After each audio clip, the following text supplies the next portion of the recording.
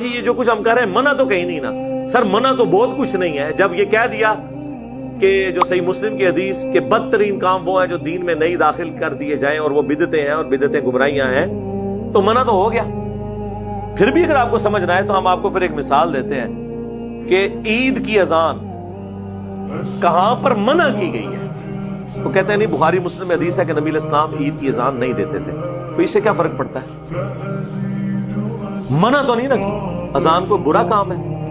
بخاری مسلم میں حدیث ہے اذان کی آواز سے شیطان جو ہے بھاگ جاتا ہے اور اس کی ہوا خارج ہو جاتی ہے. اور جن لوگوں نے صرف عید کی نماز پڑھنی ہوتی ہے تو عید کے دن تو اذان لازمی ہونی چاہیے, بلکہ 2 ہونی چاہیے.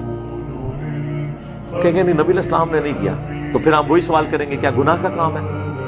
کہ نہیں ہے تو ثواب کا کام ہے, لیکن نبی علیہ السلام نے تعلیم نہیں فرمایا. تو سر بس یہی ہمارا جواب آپ کے میلاد کی ایکٹیویٹیز کے بارے میں.